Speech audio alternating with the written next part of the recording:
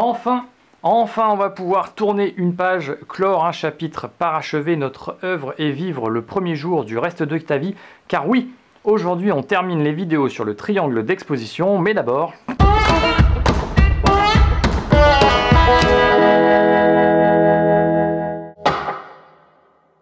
Bonjour, c'est Sylvain pour la chaîne Le Doigt sur l'Objectif. Je suis ravi de vous retrouver pour une nouvelle vidéo. Alors, il semble que vous ayez survécu à la vidéo sur le temps de pause et en plus de ça à celle sur l'ouverture, donc bravo.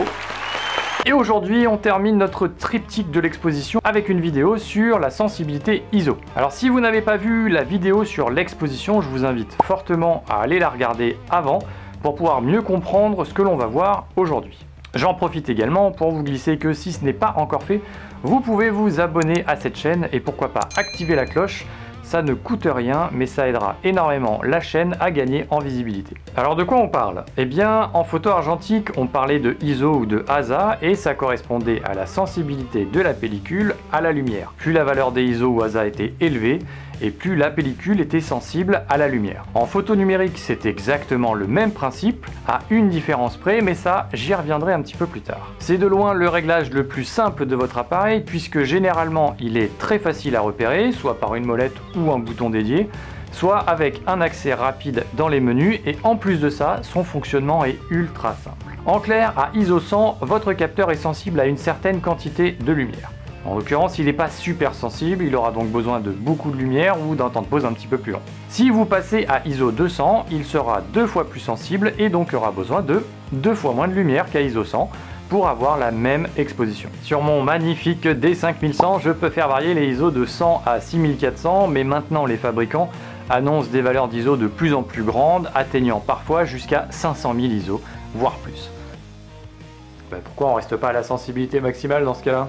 Genre 6400 pour toi? Parce que rappelez-vous ce que je vous ai dit dans le début de la vidéo.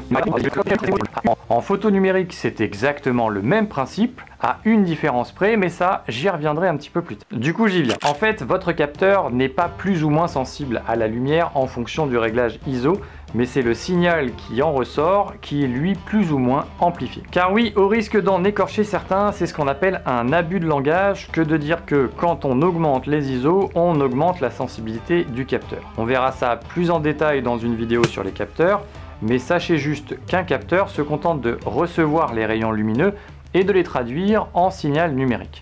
C'est ensuite un ensemble de processeurs qui viennent traiter ce signal numérique pour produire votre photo. Et c'est là qu'interviennent les ISO.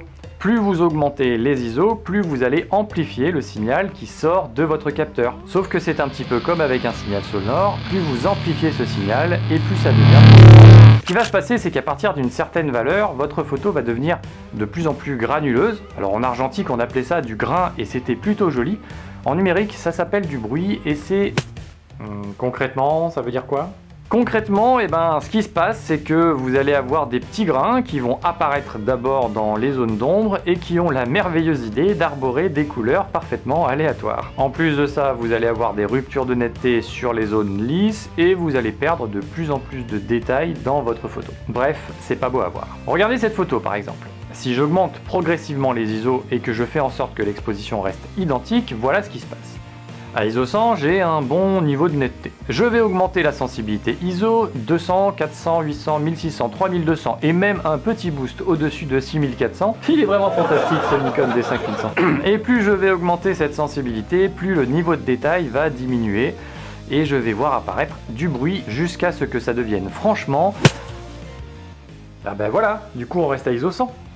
Non plus, parce qu'à moins d'avoir des conditions lumineuses qui le permettent, si on veut pouvoir choisir son ouverture et son temps de pause pour maîtriser la profondeur de champ et le rendu du mouvement, il va falloir à un moment ou à un autre jouer sur la sensibilité ISO. Pour ce qui est de la profondeur de champ et du rendu du mouvement, je vous laisse aller voir les vidéos ou revoir les vidéos sur l'ouverture et le temps de pause si c'est pas forcément ultra limpide pour vous. Là je suis perdu, du coup c'est quoi la solution? La solution, c'est un subtil mélange de connais ton appareil et de qu'est-ce que tu veux faire comme photo. Rappelez-vous pour l'exposition par exemple, Je vous disais que l'idée de base c'était d'exposer à droite pour garantir la bonne quantité de lumière sur votre photo, mais qu'au final c'est vous qui voyez ce que vous voulez obtenir comme résultat. Pour les ISO c'est pareil, si je reviens à ma photo exemple, pour vous montrer l'effet du réglage de la sensibilité, je zoome au maximum dans la photo. Dans ce cas, pour ma part, le réglage max que je choisirais, ça serait peut-être ISO 800. Mais dans la vraie vie, vous n'allez jamais zoomer à 100% dans votre photo.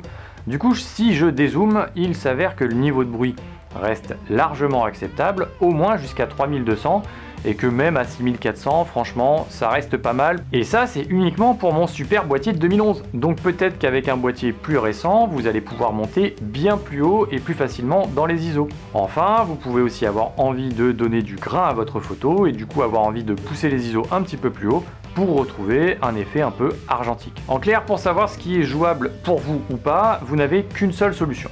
Prenez votre boîtier, prenez plusieurs fois la même photo en faisant varier la sensibilité et regardez les photos en plein écran sur votre ordinateur pour voir jusqu'où vous êtes prêt à monter en sensibilité et à accepter le bruit. Voilà, on a enfin fait le tour des 3 réglages de l'exposition que sont l'ouverture, le temps de pause et la sensibilité. Il ne vous reste plus qu'à sortir, prendre des photos et vous amuser avec ces réglages en basculant enfin en mode manuel. Merci d'avoir regardé cette vidéo jusqu'au bout. N'oubliez pas le petit pouce bleu qui fait zizir si vous avez aimé bien sûr. Lâchez un petit commentaire pour me dire ce que vous en avez pensé. Et enfin, si vous voulez vraiment aider la chaîne à percer, vous pouvez partager cette vidéo sur vos réseaux, Instagram, Facebook ou Twitter. C'est un petit geste anodin qui peut vraiment aider la chaîne. Quant à moi, je vous donne rendez-vous la semaine prochaine pour une nouvelle vidéo et d'ici là, portez-vous bien. Tchuss!